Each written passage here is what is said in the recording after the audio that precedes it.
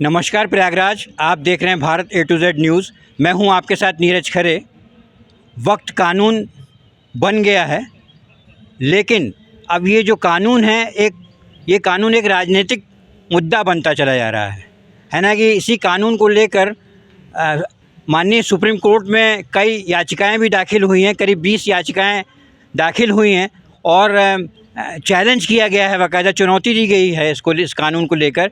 और करीब इस तरह से करीब 20 याचिकाएं सुप्रीम कोर्ट में दाखिल हुई हैं।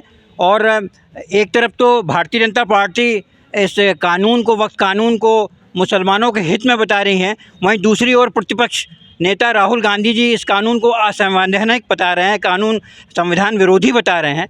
तो हमारे साथ इस वक्त मैं हाई कोर्ट में मैं मौजूद हूं और हमारे साथ कुछ हाई कोर्ट के वरिष्ठ अधिवक्ता गण मौजूद हैं, कानून के जानकार हैं, वरिष्ठ अधिवक्ता हैं। मैं उनसे जानने का प्रयास करूंगा कि आखिर ये जो याचिकाएं जो दाखिल सुप्रीम कोर्ट में हुई है, तो आखिर क्या होगा। क्या ये जो याचिकाएं दाखिल हुई हैं, क्या ये खारिज भी हो सकती हैं कि एक तरीके से देखा जाए तो पूरा ये कानून बन सकता है। सर ये बताएं, पर्चे के साथ बताएं। मैं विजय सिंह स्वास्थ्य एडवोकेट हाई कोर्ट इलाहाबाद। जी। देखिए, वक्फ बिल जो संशोधन बिल सरकार ने पास किया है, 2/3 मेजॉरिटी से लोकसभा में पास हुआ, फिर राज्यसभा में गया। जी। और उसके बाद राष्ट्रपति महोदय ने इस पर स्वीकृति दी, अब अध्यादेश जारी हो गया। जी। मैं आपको बताऊँ, वक्फ प्रॉपर्टी जो वक्फ बोर्ड बना सन 1913 में बना और वक्फ एक्ट 1923 में बना। वक्फ प्रॉपर्टी वो है जो मुस्लिम लोगों ने अपने दान दे दिया लोगों को जनहित के लिए, वो वक्फ प्रॉपर्टी हो गई। अब प्रश्न है कि इसमें सरकार जो संशोधन करना चाहती है, तो जहाँ तक मैं समझता हूँ वक्फ प्रॉपर्टी जो रेवेन्यू रिकॉर्ड पे दर्ज नहीं है वो अवैध है, जो दर्ज है वो वैध है। तो जो अवैध प्रॉपर्टी ये निकाल रहे हैं वो इस संशोधन के माध्यम से, तो मेरा तो ये मानना है जमीन जो आए उसी वर्ग के लोगों को दे दीजिए, वहाँ रहने के लिए, उनके लाइवलीहुड के लिए दे दीजिए आप। और केवल यही नहीं बल्कि अन्य वर्ग के लोग जो है, कम्युनिटी के लोग हैं, वहाँ पर भी तमाम अवैध संपत्तियाँ हैं, उसके को भी रेगुलेट करने के लिए आपको देना चाहिए। जहाँ तक संविधान सुप्रीम कोर्ट में चैलेंज की बात है, जो तमाम लोगों ने जो चैलेंज किया ये राजनीतिक पर है। तमाम लोग चाहते हैं कि हम मुसलमानों का वोट ले इलेक्शन में, इसलिए वक्फ के विरोध में बोल रहे हैं संशोधन बिल में।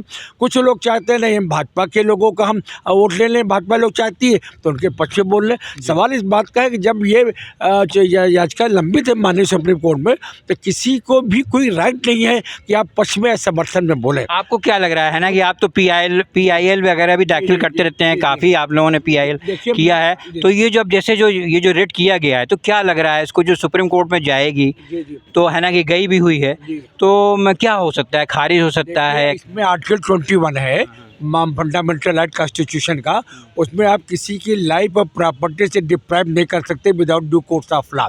तो सवाल ये कि प्रॉपर्टी की बात है, अगर ये फंडामेंटल राइट 21 हिट करेगा या और भी, जैसे रिंकू साहब बताएंगे, अगर वो हिट करता है तो कोर्ट ये कह सकती है कि इस पूरी तौर से रद्द कर सकती है, मंजूर कर सकती है, या कह सकती है इस प्रोविजन को हटा दीजिए, इस प्रोविजन को जोड़ दीजिए। ये सारी बातें हो सकती है। लेकिन जब माननीय उच्च न्यायालय में तमाम याचिकाएं गई है, ये राजनीतिक पर कायदे से वो लोगों को याचिका दाखिल करना चाहिए जिनकी प्रॉपर्टी वक्फ संशोधन बिल से प्रभावित हो रही है, ना कि असुद्दीन ओवैसी साहब दाखिल कर रहे हैं, कोई अन्य लोग दाखिल कर रहे हैं। ये राजनीतिक परख है, राजनीतिक परख नहीं होना चाहिए। माननीय सुप्रीम कोर्ट का जजमेंट आने का इंतजार करना चाहिए और तब तक किसी भी प्रकार का विरोध करके तो पूरे देश में अशांत भंग फैलाने की कोई ना आवश्यकता है, न किसी को इजाज़त है। Thank you.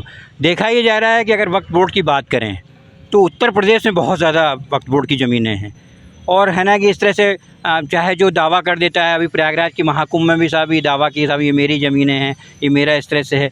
तो ये तो एक तो सरकार है ना कि ये तो एक अच्छा काम कर रही है ना कि इस तरह से चाहे राजस्व की वो लें, इस तरह की चीज़ें, तो मतलब इस तरह से जो विरोध हो रहा है, क्यों विरोध हो रहा है इतना ज़्यादा? ऐसा आरोप भी लग रहा है, ऐसा लग रहा है कि किसी एक ही पक्ष को टारगेट किया जा रहा है, और अपोजिशन ये आरोप लगा रही है कि साहब एक बल्कि मुसलमानों के लिए ये है और मुसलमानों का इससे काफ़ी नुकसान है। क्या कहना चाहेंगे, पर्चे के साथ बताएं।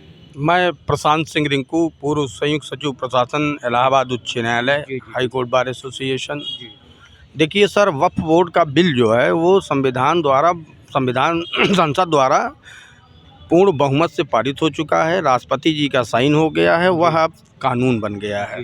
उसको जो याचिकाएं चैलेंज की गई अनुच्छेद 32 के तहत इन्होंने किया, लेकिन सुप्रीम कोर्ट को पावर है आर्टिकल 13 जुडिशियल रिव्यू करने का। संसद द्वारा बनाए गए किसी भी कानून को जो वो जुडिशियल रिव्यू कर सकता है अगर उस संविधान के किसी अनुच्छेद फंडामेंटल राइट या बेसिक स्ट्रक्चर को टच करता है। जैसे अल्पसंख्यकों की धार्मिक स्वतंत्रता इस देश में मिला हुआ है, आर्टिकल 21 जो है इस देश में मिला है प्राणदायिक एवं स्वतंत्रता के लिए, आर्टिकल 300 है आपके प्रॉपर्टी राइट्स के लिए। बहुत से ऐसे प्रोविजंस हैं जिस पे कुछ कुठाराघात अगर होगा तो सुप्रीम कोर्ट याचिकाएं जो है उनके पक्ष में कर सकती हैं। अगर कोई बेसिक स्ट्रक्चर या किसी फंडामेंटल राइट का और कोई उल्लंघन नहीं कर रहा है ये कानून, तो सुप्रीम कोर्ट जो है याचिका को निरस्त कर देगी, खारिज कर देगी। और रही बात वक्फ बोर्ड की, वक्फ बोर्ड में पहले जो है वक्फ बोर्ड का ट्रिब्यूनल में ही अपील होता था, अब जो है ये सिविल कोर्ट में सूट भी आदमी दाखिल कर सकता है। ऐसा कि वक्फ बोर्ड से कोई और नहीं, मुस्लिम अल्पसंख्यक समाज के बहुत से गरीब लोग हैं जिनके ज़मीनों पे, क्योंकि ये जो दान दी हुई जो है धर्मार्थ कार्य के लिए दिया जाता है। अब अभी तो इस मार्केट में देखा गया है कि सेना और रेलवे के बाद सब ज़्यादा वक्फ बोर्ड के पास ज़मीन है, उसका दुरुपयोग बहुत ज़्यादा किया जा रहा था मेरी समझ से।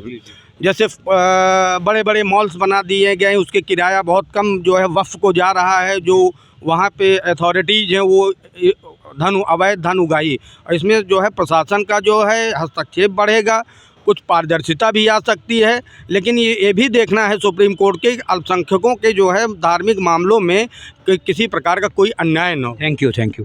मैडम ये बताइए कि है ना कि अगर बात करें कि वक्फ बोर्ड की है ना कि बात चल रही है इस समय, ये मुद्दा काफ़ी गर्माता जा रहा है, और बात करें अगर क्रिश्चियनों की, चाहे प्रयागराज की ही बात करें, तो क्रिश्चियंस के पास भी बहुत ज़्यादा इस तरह की चीज़ें हैं, बड़े बड़े यहाँ पर देख चर्च हो, चाहे वो इस तरह के अंग्रेजी स्कूल, इंग्लिश स्कूल्स वगैरह हों क्रिश्चियंस को, तो इन पर कुछ इस तरह से चीज़ें नहीं हो रही हैं साहब। इन लोगों के पास भी तो बहुत ज़्यादा ज़मीनें हैं, तो क्या लग रहा है जो इस तरह से जो याचिकाएं जो दाखिल हुई हैं पक्ष विपक्ष दोनों तरफ से हुआ है, सुप्रीम कोर्ट क्या निर्णय ले सकता है? कुछ आप लोग हाई कोर्ट के अधिवक्ता हैं, परिचय के साथ बताइए। देखिए, मैं Sunita Sharma, advocate, high court.